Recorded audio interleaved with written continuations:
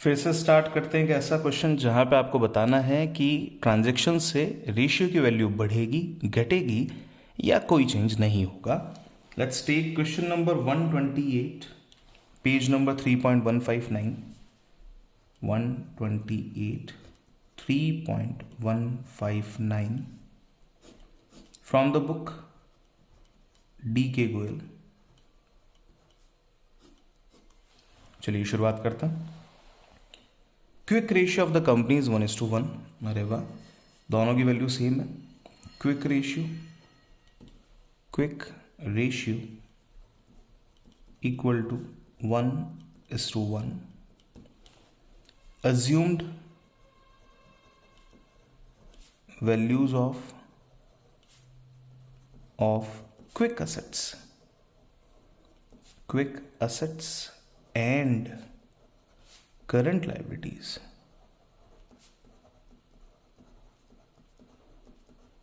Equal to. अब यहाँ पे हम देख लेते हैं कि हमारे पास में डेटा कैसा कैसा। देखो 10,000, 8,000, 1 लाख, 5 लाख, ये इतना तक का हमारे पास में डेटा है। तो हम एक काम करते हैं, हम यहाँ पे वैल्यू ले लेते हैं दोनों की। रुपी कितनी वैल्यू ली जाए, क्योंकि यहाँ पे 1 लाख और 5 लाख भी अवेलेबल है। 1 लाख में issued fully paid equity share, ठीक है। हम यहाँ वैल्यू ले लेते हैं दोनों की 2 lakh rupees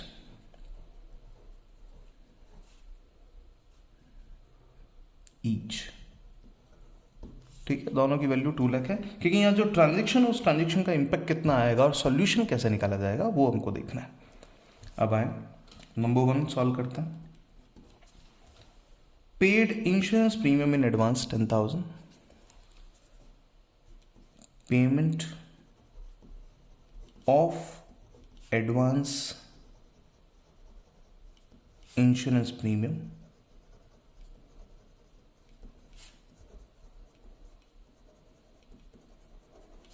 will increase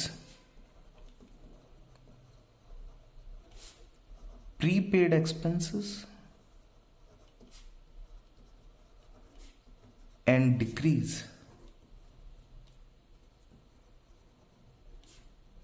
cash bank balance।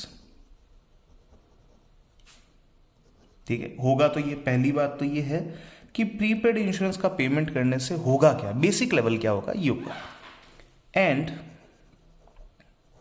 only cash and bank balance is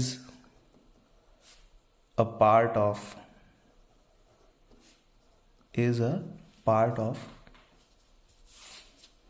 quick assets. So the quick ratio will decrease। Quick ratio की वैल्यू जो है वो डिक्रीज हो जाएगी। क्यों डिक्रीज हो जाएगी? क्योंकि करंट एसेट की वैल्यू यहाँ पे कम हो रही है। क्विक एसेट की वैल्यू यहाँ पे कम हो रही है, करंट एसेट की नहीं। क्विक एसेट की जो वैल्यू है वो यहाँ पे कम हो रही है। नंबर 2 आगे बढ़ो। Purchase goods on credit 8,000, purchase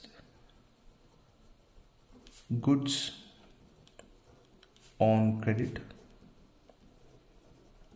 will increase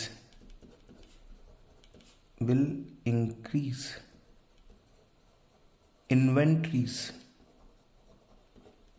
क्या बढ़ेगा इससे? इन्वेंट्रीज बढ़ेगा। will increase inventories, ब्रैकेट में लिख लेता है not a quick asset.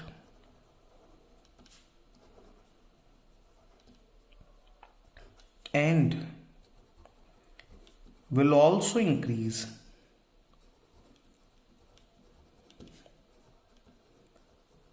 creditors। ये क्रेडिटर्स को जरूर बढ़ाएगा, क्योंकि उधार में आपने माल खरीदा। Part of current liability. अब देखो करंट लायबिलिटी तो बढ़ रही है, क्विक एसेट में कोई चेंज नहीं हो रहा है। अगर डिनोमिनेटर बढ़ता है, since the denominator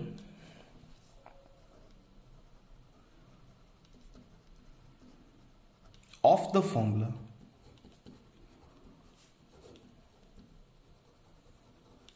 is increasing. Therefore, the quick ratio will decrease. अगर डिनोमिनेटर बढ़ता है तो एक रिवर्स इम्पैक्ट आएगा, अगर न्यूमरेटर बढ़ता है तो एक पॉजिटिव इफेक्ट आएगा. Done. Number 3, issued fully paid equity shares of rupee 1 lakh. Issue of equity shares will increase bank balance and thus quick assets will increase.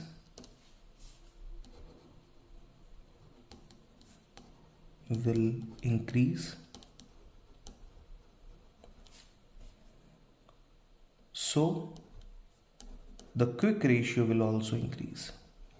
Quick ratio will also get increased.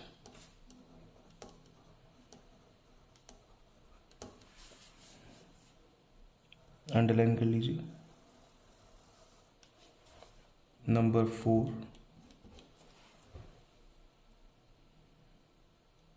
issued 9% debentures of 5 lakh to the vendor of machinery. Issue of debentures to the vendor of machinery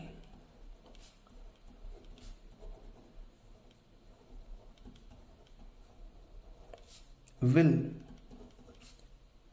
neither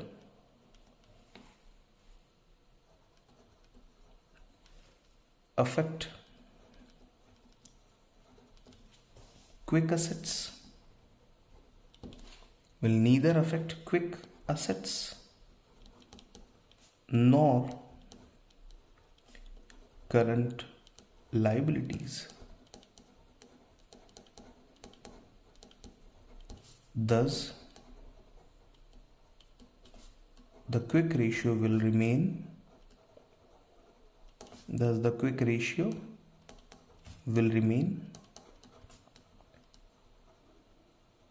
unchanged.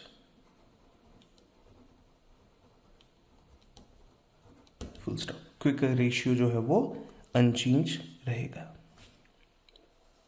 Underline कर लीजिए. आपके examiner को बहुत easily चीज़ें समझ में आ जाएगी. शुरुआत करते हैं सॉल्यूशन मैच करने की. First one decrease, second is again decrease, third one is increase and fourth one is no change. That's perfect.